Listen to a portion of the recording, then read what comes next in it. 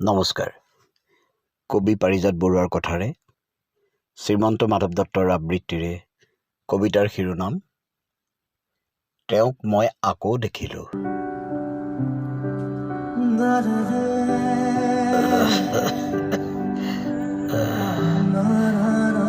হাতখন লাহে লাহে মুঠি মাৰোতে তেওঁক মই আকৌ দেখিলোঁ।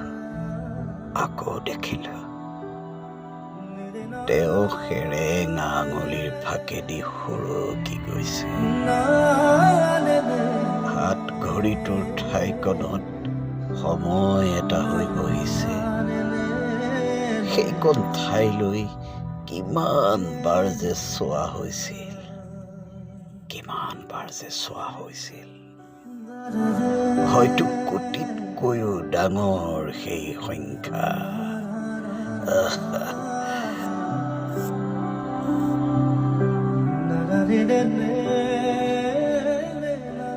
কিয়নো নহব, নিমিষক জানো লেখিব পাৰি,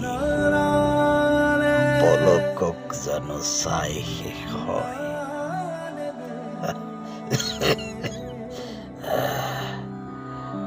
আজি তেওঁৰ কাপোৰ সাজ আগতকৈ সস্তীয়া, চলাটো বতাহৰ বাবে শুভনীয়। চপনীয়া ভাগৰ এটাই এবাৰ এলেহুৱা, এবাৰ আওকণীয়া।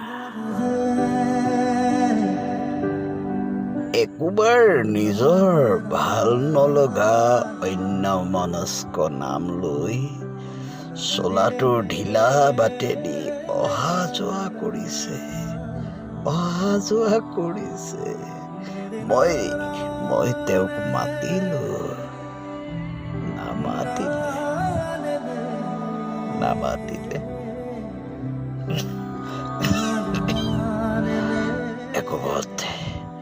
একোবত তেওঁ চশমাযোৰ দাঙি চালে, দেখিলে তেওঁৰ প্ৰেমিক ভাড়াঘৰীয়াই চকুৰ কোম দুয়োটা এৰি তেওঁৰ দুগাল ধুৱাইছে।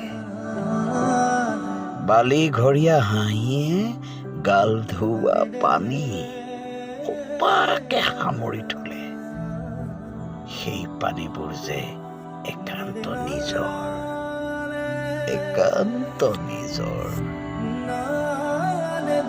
তেওঁক মোৰ একেবাৰে সৰুটোৰ দৰে লাগিল। সন্মুখত থিয় হৈ থকা হাত দুখনত ঢিলা মুঠিৰে টেপা মাৰি কলে,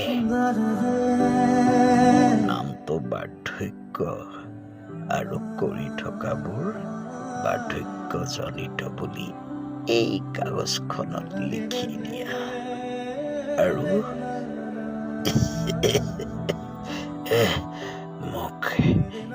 মোক এই বাটকণ কঢ়িয়াই নিয়া। ধন্যবাদ।